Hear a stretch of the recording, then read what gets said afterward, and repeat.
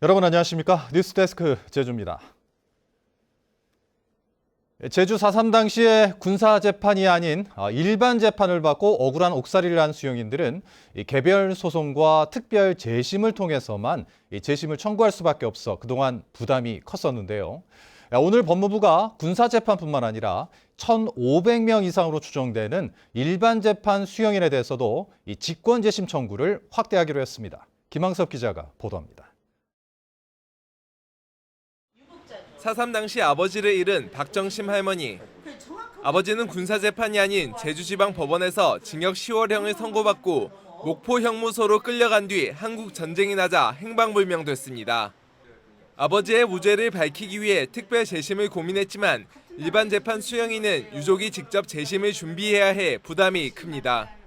아버님에 대해서 아무것도 모르니까 쉽지 않죠. 그 서류에 의존해서만 할 수 있는 거니까. 이처럼 4.3 당시 일반 재판을 받고 억울하게 옥살이를 한 희생자들도 직권재심을 청구할 수 있는 길이 열리게 됐습니다. 한동훈 법무부 장관은 제주 4.3 사건과 관련해 군법회의뿐 아니라 일반 재판을 통해 형을 선고받은 수용인에 대해서도 직권재심 청구를 확대하라고 검찰에 지시했습니다.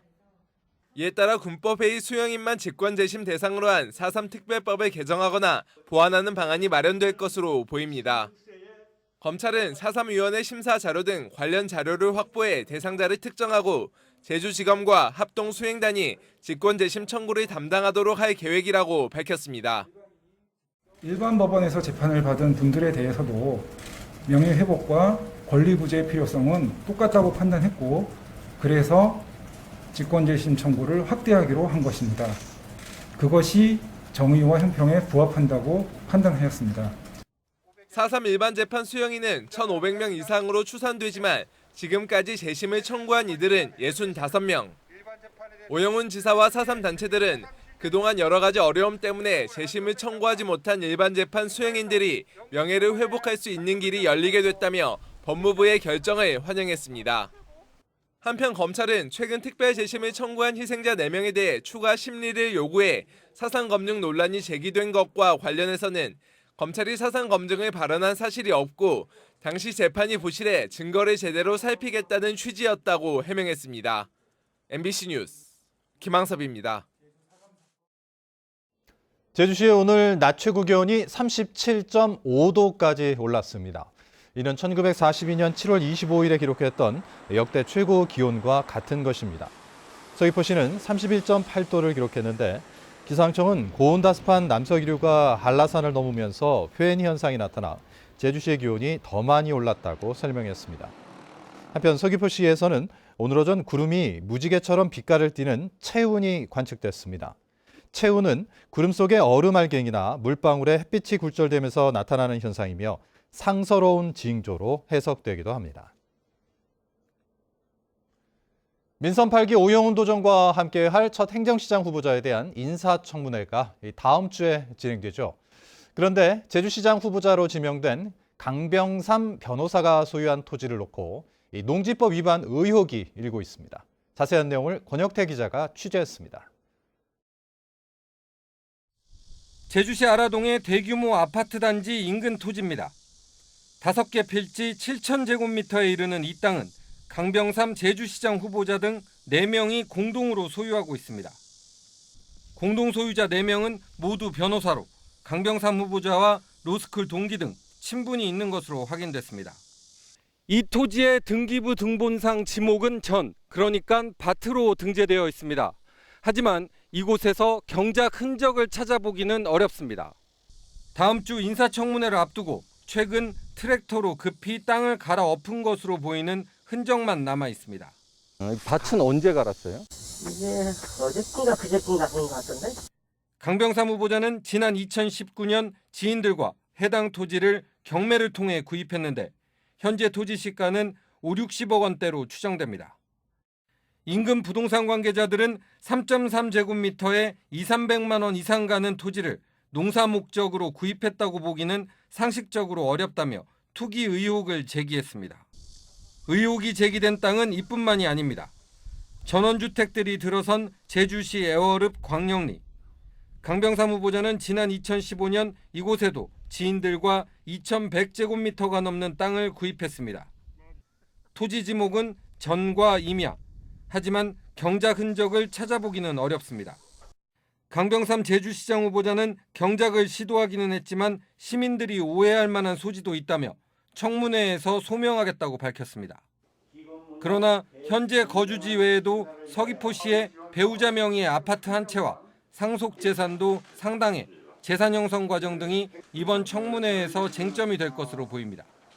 특히 제주도가 농지법 위반에 대해 엄격한 소유 기준을 강조하고 있는 가운데 농지법 위반 의혹이 일고 있는 인사를 시장에 발탁할 경우 도정 안팎의 비판과 논란은 불가피할 것으로 보입니다. MBC 뉴스 권혁태입니다. 온라인으로 소통하는 문화가 점차 확산되면서 요즘 직장인들은 사내 게시판을 통해 자유롭게 의견을 주고받는 경우가 많습니다. 그런데 제주문화예술재단이 인권 영향평가 용역 입찰을 공고하고 직원들이 게시판에 올린 글을 분석해 가이드라인을 마련하겠다고 나서 인권 침해 논란이 일고 있는데요. 재단 측은 인권 침해 소지가 없도록 하기 위한 용역이라며 문제가 없다는 입장이지만 직원들은 직원 사찰과 표현의 자유 억압을 위한 용역이라며 반발하고 있습니다. 박주연 기자가 보도합니다. 최근 제주문화예술재단이 공고한 문화예술재단 인권영향평가 용역 입찰 공고입니다. 용역의 주요 내용은 사내 게시판 게시글에 대한 분석 보고서 작성, 게시된 글 가운데 10건 이내를 측정해 인권 침해에 해당되는지 분석하고 가이드라인을 마련하라는 내용입니다. 이에 대해 직원들은 게시글을 분석해 직원들을 사찰하고 표현의 자유를 사전에 통제하기 위한 용역이라며 반발하고 있습니다.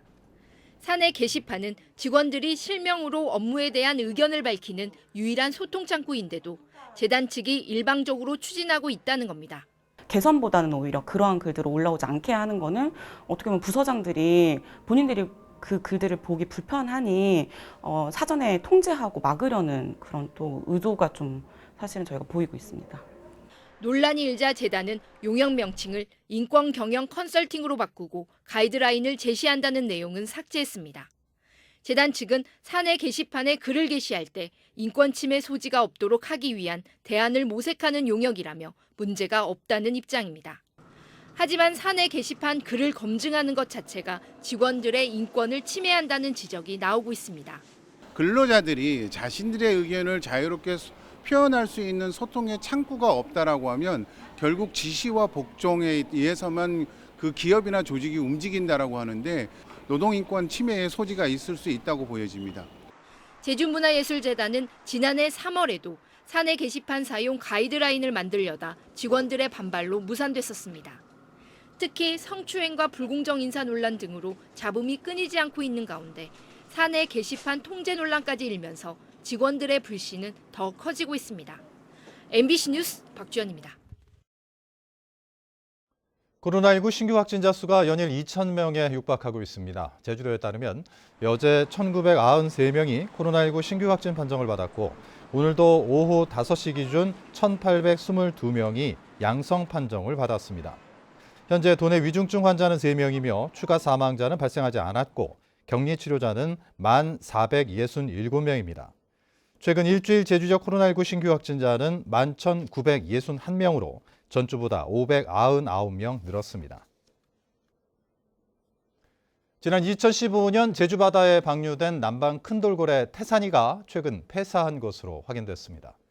해양수산부는 지난 6월 서귀포시 성산 고성리 앞바다에서 태산이로 추정되는 남방 큰돌고래가 죽은 채 발견됐다고 밝혔습니다. 해수부는 올해 27살로 추정되는 태산이가 자연사했을 가능성이 높은 것으로 보고 자연 방류된 남방 큰돌고래가 죽은 것은 이번이 처음입니다. 4.3 창작 오페라 순이 삼촌 서울 공연 제작 발표회가 서대문 형무소 역사관에서 열렸습니다. 발표회에는 원작자인 현기영 작가와 예술 총감독 강혜명 씨, 지휘자 김홍식 씨 등이 참석해 대표 아리아곡을 선보였고 연출과 제작 과정을 설명했습니다. 순이 삼촌은 지난 2020년 제주 초연을 시작으로 지난해 경기 아트센터에서 공연됐고 오는 9월 3일과 4일 서울 세종문화회관 대극장 무대에 오릅니다. 제주시 구자월정리 마을 주민들은 제주도의회에서 기자회견을 열어 동부 하수처리장 증설 공사를 중단하고 주민들을 상대로 낸 공사 방해 금지 가처분 신청을 취하하라고 요구했습니다. 뉴스데스크 제주를 마칩니다. 고맙습니다.